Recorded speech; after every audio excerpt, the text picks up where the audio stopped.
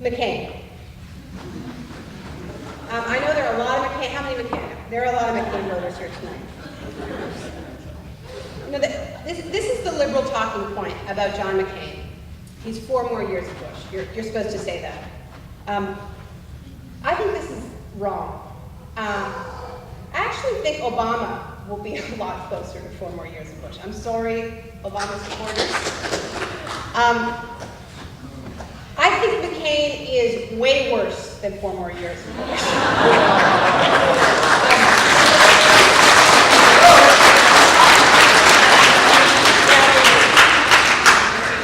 I want to read a little something from an op-ed that McCain and Palin had in the Wall Street Journal last week. It was in response to the Fannie Mae and Freddie Mac bailout that they laid out their economic vision.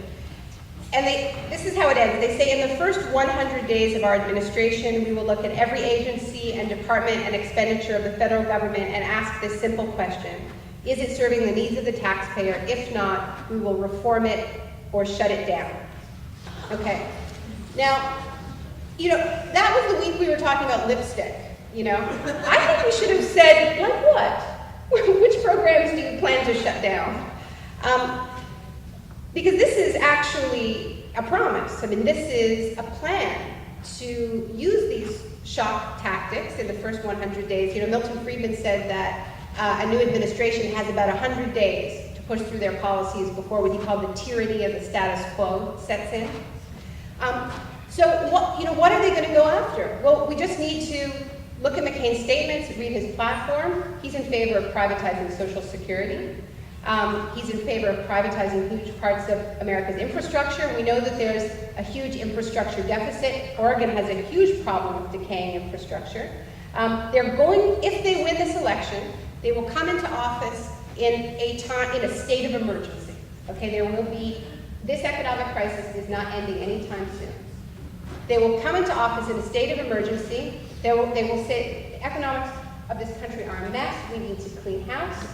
And they will push through economic shock therapy because they will have something that George Bush has not had in many years, which is a mandate. They will have just been elected. George Bush's approval ratings keep him from being able to pursue the more ambitious pieces of his agenda. So all I'm saying here is take them at their word.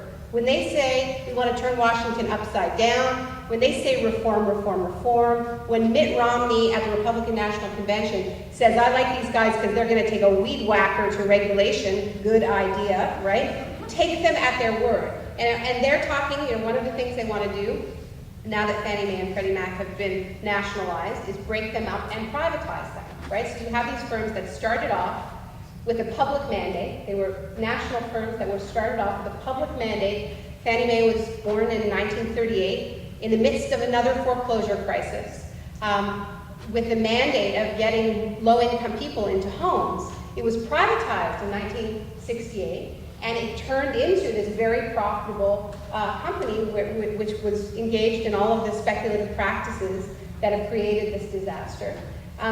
When the funds stop, they get nationalized. So taxpayer money bails them out, and then they'll be broken up, and the parts will be fed to Wall Street, which will feed on the carcass. So that's the vision that they are laying out. Now, what will happen if Obama wins? This is important. It's important to know, first of all, who's funding Obama. Here's a list. Number 1, Goldman Sachs. Number 2, JP Morgan. Number 5, Lehman Brothers. Let's hope he got it in cash. Number 6, Citigroup. Number 13, Morgan Stanley. Now, these companies are going to be putting severe pressure on Obama to stay the course, not to do anything sudden, certainly not to regulate them too tightly. So what Obama does, if we do nothing, is he'll do that. He will cave into that pressure. There's every reason to believe it. There's precedent. Bill Clinton ran an economic populist campaign in 1992, promising job creation, promising to reopen NAFTA, and put in labor standards and environmental standards. And an economic crisis gripped the country, and he met with a lot of what they call the wise men of Wall Street, working for many of those firms, not so wise these days. One of them was Robert Rubin. And they met with him before he even took office, okay, in the period between the elections and inauguration. And the story is that Bill Clinton saw the light, and he realized that he needed to embrace economic austerity, and he needed to stay the course. So what Obama does, I think, entirely depends on people like you, people like us in this room, because we know the pressure that he's going to be getting from Wall Street. We know the ideas that are lying around. I don't think he'd be quite as ambitious as John McCain. But I do know that Wall Street they do want more bubbles. This is the way the American economy works. And those bubbles will be provided, by American infrastructure. One of the things that Obama has said that he does believe in is public-private partnerships to deal with the infrastructure problem. That means putting more of the essential infrastructure of the country in the hands of these firms, who then are too important to fail when times get tough. This whole the Palin pick looked really cute last week, looked really clever last week, but it looks spectacularly dumb this week, and it's pissing off a lot of really powerful people in the Republican Party. Because look, McCain has said, I don't know very much about the economy. There were a lot of people who really felt that he should choose a running mate that filled that kind of big blind spot, and he just went for the chick vote, right? And that was dumb. And I think that if they could have delayed this implosion until after the election, they absolutely would have, because I think thinking about how they just look so scared, talking about the economy, they just so clearly are in over their heads, which I think, if they do win, increases the chance of them outsourcing the economy to the Heritage Foundation and the American Enterprise Institute, because actually this is the appeal of free market ideology to dim politicians, okay, is that it actually lets them off the hook and says, you don't have to govern. Just get out of the way. All that scary stuff, just leave it to the market, laissez-faire, everything's fine. It'll actually, trickle down and work out really well. So I think that's why it's been, so embraced by actors and bodybuilders who happen to be presidents and governors.